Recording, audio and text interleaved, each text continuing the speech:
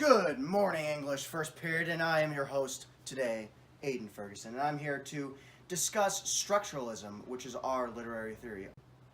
Structuralism, while very complex and can't be discussed upon in this entire video, is basically how to read literature like a professor. So there are many structures throughout history, and there is not a single story that is original. Each story can be brought back to one single universal theme, which is the goal of structuralists in studying literary theory. So there are four main ideas that structuralists tend to think of, and they are the conventions of a particular literary genre. So how do children's books relate to the genre of children's books in general?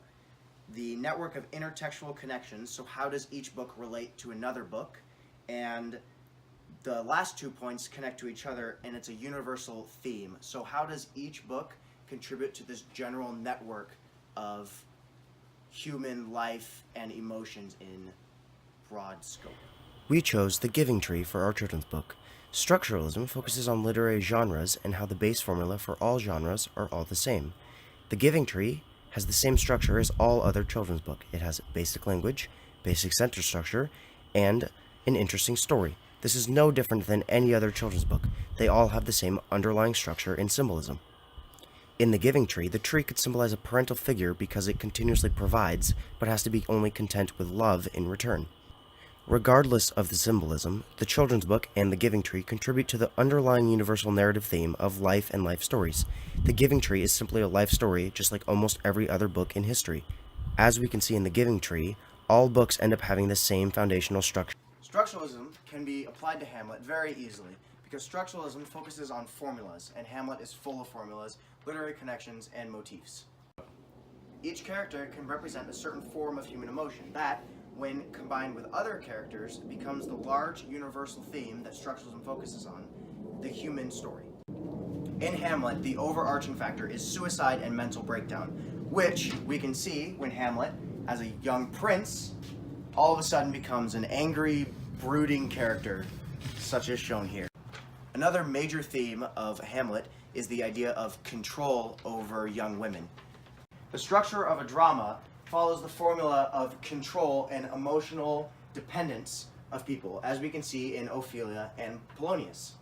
I forbid you to see Hamlet! Okay. Hamlet, generalized, follows the exact formula of a typical dramatic play. The basic structures of conflict, emotion, and dramatized life of a human are all present continuously throughout the play.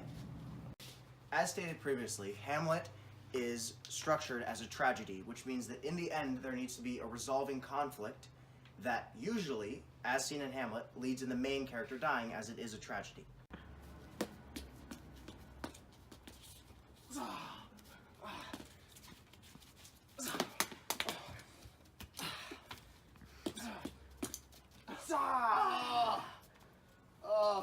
I have been killed by my own treachery.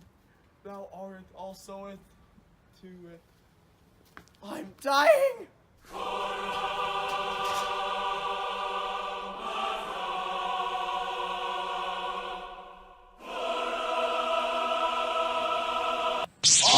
women are queens!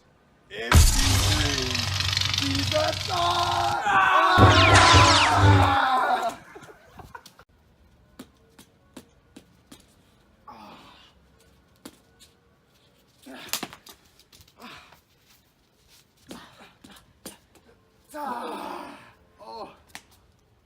Oh, I have been killed. Fuck, dude.